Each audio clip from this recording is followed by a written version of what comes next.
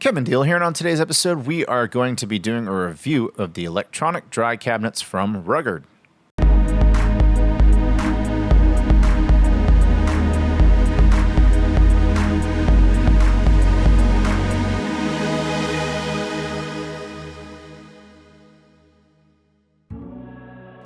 Okay, so about 2 years ago, I was looking for a storage solution for my cameras and lenses. My collection was growing out of control, which many of you can relate to. I'm not a very organized person, so I needed to keep my stuff in order. I want to know where my cameras and lenses and accessories are very quickly. So I did some research online, I was looking for cabinets, and I stumbled upon a company called Ruggard on Amazon. The reviews looked pretty good, and the return policy is pretty liberal, so I figured I had nothing to lose. So I ordered the 125-liter model, and for the most part I've enjoyed it. There's a few small gripes I have, which we'll get into later. But I will tell you that I quickly outgrew the 120-liter model because I decided to buy a couple of medium format cameras and some lenses for it, so I had to buy a second cabinet, and yes, I did buy another Ruggard cabinet.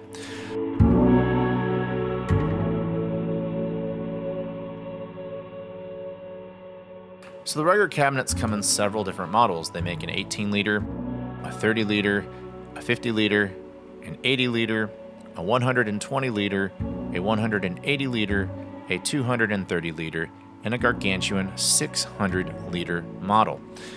Now, most of these are on Amazon, but I can't find all of them on Amazon. For instance, I can't find the 18-liter on Amazon. It seems like the 120-liter and the 80-liter and some of the other models are a little bit more popular.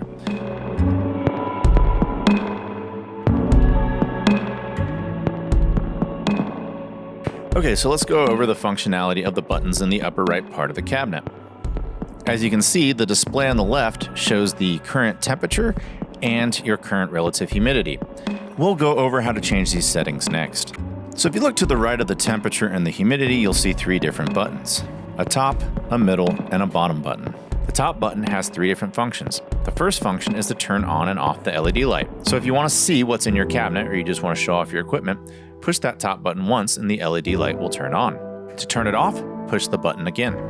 To change your temperature from Fahrenheit to Celsius, simply hold the top button. After you've held the top button for a couple seconds, it will change from Fahrenheit to Celsius. To change it back from Celsius to Fahrenheit, hold the top button down again. Now you've changed it from Celsius to Fahrenheit. The third feature of this button is to increase relative humidity. I'll get more into that in just a moment. Now let's talk about the middle button. The middle button will allow you to check relative humidity as well as decrease relative humidity. So let's talk about the process of checking and increasing and decreasing relative humidity. If you want to change the relative humidity, push the set button twice. Once you do that, now you can just use the up and down arrows to increase and decrease the relative humidity. Once you've hit your target, hit the set button again.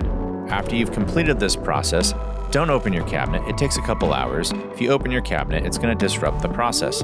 Instead, hit the middle button, which checks your relative humidity. And that's really all there is to it.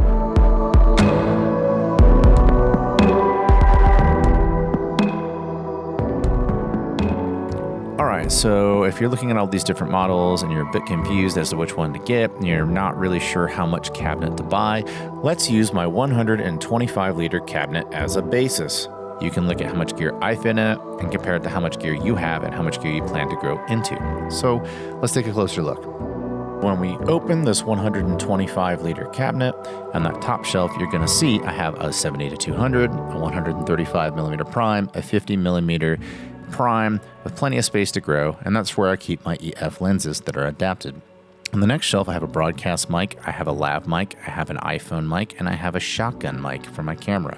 A little room to grow there. On the next shelf, I have my books for my SD cards as well as 3 speed lights. And then on the shelf below that, I have my Fuji X-T20 with a little bit of room to grow lenses there. I have my 35mm film camera.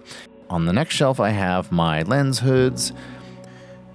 And when we get to the bottom shelf, you can see I have quite a bit of RF lenses from Canon, including like the 28-70 and 85, which are gargantuan lenses. But I even have enough room for my battery grip. I have enough room for an EOS R and an EOS R5, both in cages with hand grips. So as you can see, there's quite a bit of room in this 120-liter dry cabinet. And as I mentioned earlier, I outgrew my larger cabinet, so I bought the 50-liter model to house my medium format film cameras. It fits both a Mamiya RB67, a Mamiya C330, along with several lenses to go with each system.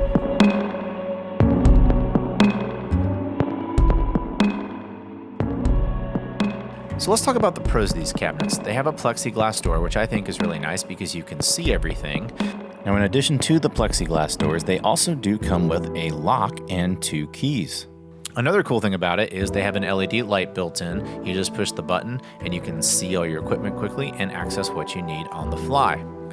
I really like the modular shelving system on these cabinets. I think that they allow you to customize and fit your gear in how you need to.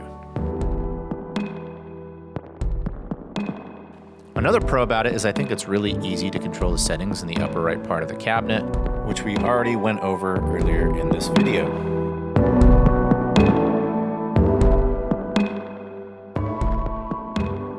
Now let's dive into some of the cons. I did mention that the plexiglass is a pro, but sometimes the plexiglass can also be a con. I find that fingers smudge very easily, so there's a trade-off there. Another con is when I was getting the ears on, I noticed that sometimes the pegs don't go in quite easily. Now, like with everything, don't force it in, just be very patient and eventually the pegs will go in, but I encountered trouble on a couple of the shelves. Let's talk about a long-term con that I've noticed. The screen on the upper right part of my larger cabinet over time has gotten a little bit more dim, so they don't match. That might drive you crazy if you want things to match. I don't know if it's just my model. I don't know if it's a problem with the Ruggard cabinets, but it is something that I've noticed and it is something that I wish I could fix. Now, was it a deal breaker? No, I went out and I bought another cabinet and I don't regret it. It's simply a minor gripe that I wish that they would fix.